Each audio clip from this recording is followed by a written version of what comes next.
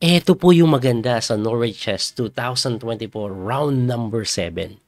Magkalaban yung leading na si Grandmaster Magnus Carlsen at yung sumusunod sa kanya second place na si Grandmaster Hikaru Nakamura.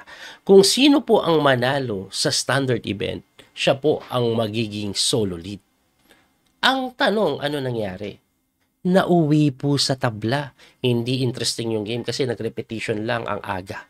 So maaga silang natapos pero hindi doon natapos yung laban kasi may Armageddon pa, di ba? Every time matatabla napupuntang Armageddon. Ngayon sa Armageddon, dito po ganda ng ginawa. So puti po si Hikaru, itim si Magnus. As usual, ang time po ng white 10 minutes, 7 minutes lang ang black. Mas win po ang white, tabla lang kailangan ni Magnus. So nangyari po dyan, D4, Knight F6, nag C4, E6, so Nimso, na sinagot po Knight C3 pero D5 eh. Pag ano po yan, Knight F3, G3, yan po yung katalan. Pero ang ginawa ni Naka, kinapture. So Queen's Gambit, exchange paration. So binawi ng pawn, and then Bishop G5 lang, na sinagot po ng Bishop E7, normal, nag E3 lang, nag H6, tumakbo po yan, Bishop G4, inatake agad yung Reyna na sinagot ng F3 na paatras sa E6 and then Bishop T3. Tumira naman ng C5. Ito po si Magnus. Aggressive yung approach ni Magnus. So C5 po agad, no? So nakita niya siguro kasi hindi pa ready mag-castling. Buksan natin yung gitna habang maaga. Na sinagot ni Hikaru ng Knight develop lang. Nag-Knight C6 develop lang din. Kinaslingan lang. Kinaslingan lang din ni Magnus. Pagka-castling, nag-rook lang po sa E1. Ito pong si Hikaru na gusto ko lang pong ipakita ito. Balik ko lang, no?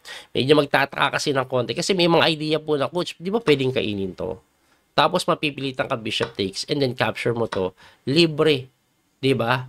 One po na. Pero kasi ito po, na libre man, pagka queen A5, bawi. May ganun pong tira. Kaya ibalik natin doon. Ang ginawa, nag-rook E1 lang. So, pagka-rook E1 po, nag-rook E8 din. Nag-bishop C2. Umatras lang. Para saan yung atras? Ang akin pong nakikita dyan. Pwede po siyang pumunta dito, kain na ganon. Pwede din pong later on, magkapalit man dyan, pwede mag-knight takes, isolated po yung D5. So, yun po yung aking nakikita. Or, may isa pa. Pag kinapture po ito, pwede ka mag-pawn takes, lilipat yung bishop dito, pre-pressure rin yun, may mga knight F4. So, yun po yung aking mga nakikita threat ni Hikaru. Anyway, ang ginawa ni Magnus, nag-rook C8 lang. Pagka-rook C8, nag-knight F4 na nga. Inuna yung knight F4, no? Anong ginagawa ng knight F4 na yan? Inatake po yung bishop. Hindi basta makagalaw kasi may mga kain sa D5 at some point eh.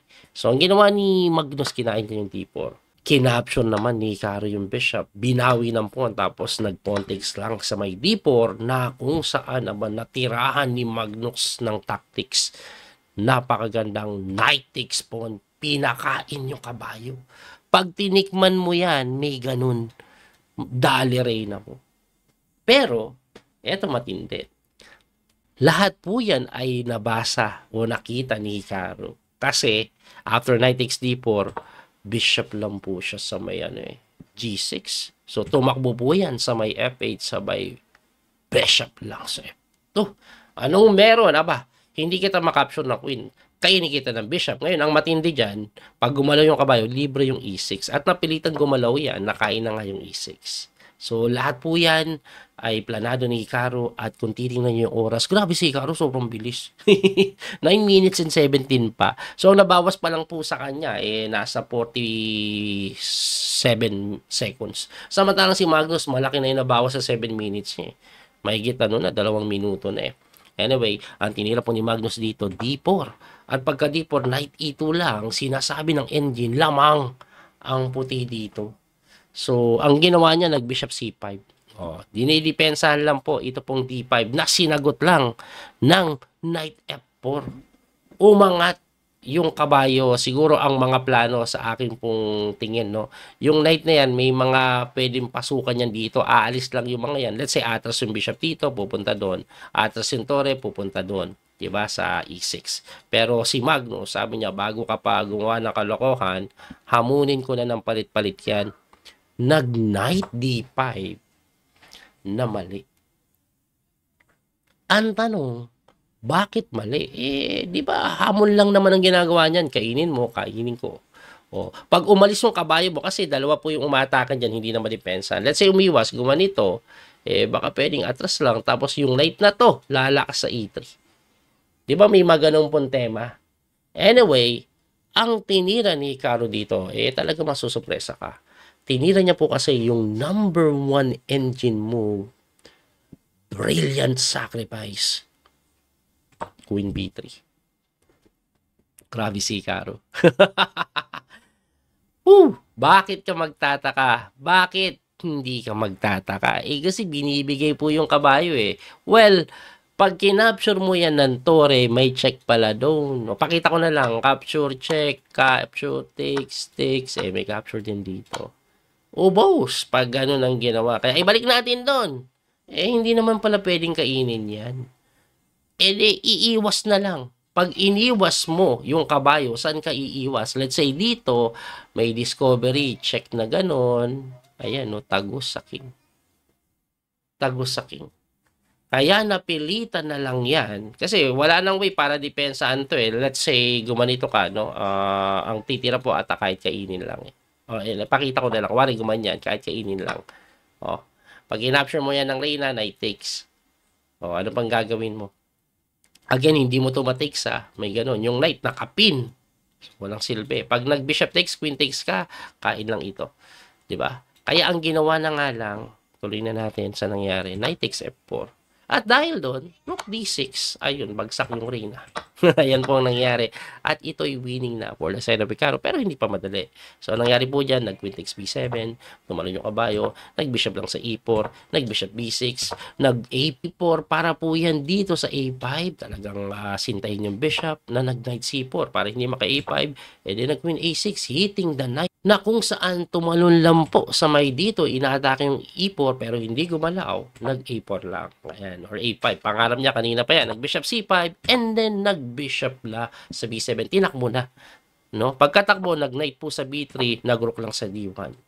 Nag-d3 tulak, nanggugulo pa, kinapture lang, tinakes, and then nag-capture lang po sa may a7 at nasa move 33 pa lang sila. So, kung titingnan yung oras ni Magnus, 57 seconds, wala pang increment ito magkakaroon po ng 1 segundo lang na increment sa move 41. So, pagka queen takes a7, nag-knight takes bishop, binawi po ng Reyna, tapos rook e8, ang engine evaluation, completely winning na para po sa side ni Hikaru. Pero, tingnan nyo lang yari, 46 seconds, move 34, nag-G6 or G3. Tinulak lang yung pawn na sinagot ng Queen B4. Mali. Ibalik ko lang. Yung tulak po kasi na yan, ang threat talaga niyan dito kaya hindi po makain.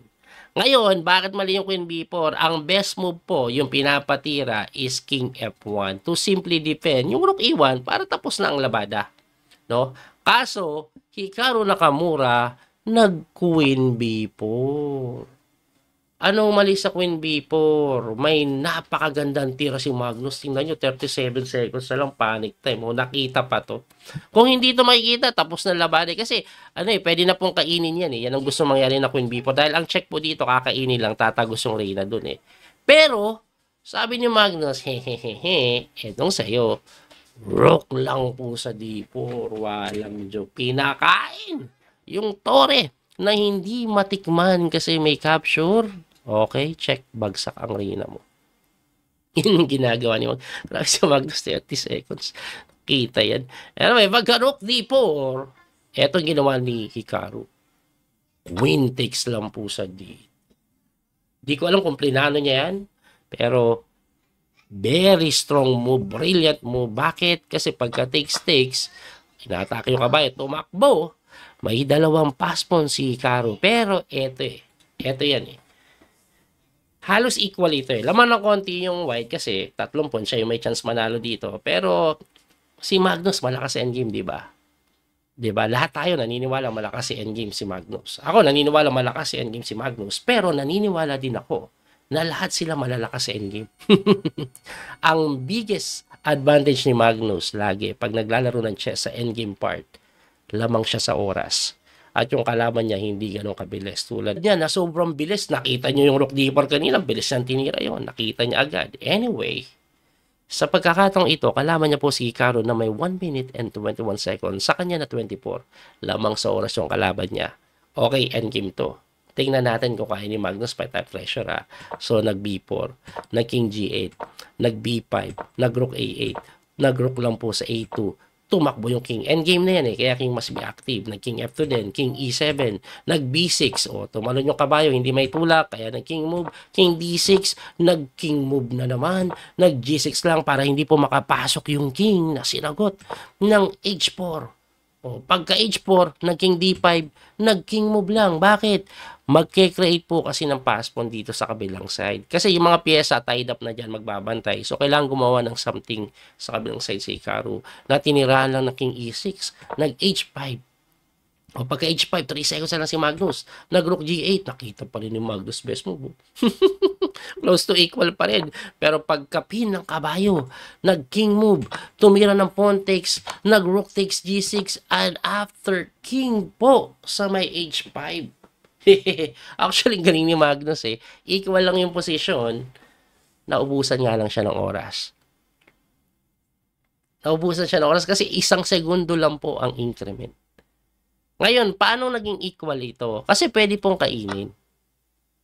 Teka lang, coach. Eh, pag kinain mo yan, baka kainin ito, tapos itulak. Oh, eh, babantayan eh.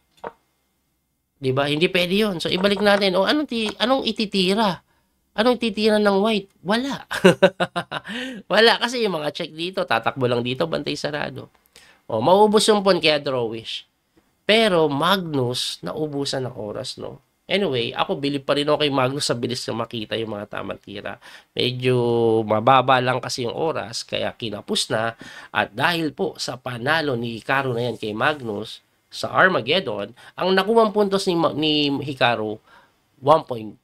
Si Magnus, 1 point. Kasi may puntos pa rin dahil natabla sila sa standard, diba? Ngayon, ano na po ang standing after round number 7? Aba, leading pa rin po si Magnus. Hindi ko mapakiri standing kasi masyadong malawak, hindi kakasya. Kaya basahin ko na lang. Leading pa rin po si Magnus Carlsen with 13 points. Tapos si Hikaru nakadikit, 12.5 points. Tapos si Pragnananda 11, si Alireza 9.5, si Caruana 7.5, at Ding Li rin. Alat na alat, 3.5 lang, layo. Layo ni Ding, no? Kakalungkot kay Ding. Pero exciting pa rin po yung nasa itaas kasi may mga chance pa yan. Magnus, Hikaru, Pragnananda sa may 3 rounds pang nalalabi. Tingnan natin kung ano mangyayari, sino kayo magcha-champion. Aba, malalaman natin sa mga susunod na araw. Muli ito po yung Coach Speedy Master Daniel Causo. Maraming pong salamat sa inyong suporta. Don't forget to like and share. God bless po mga kabiyahe. Thank you. That little mouse, 'cause I'm an albatross.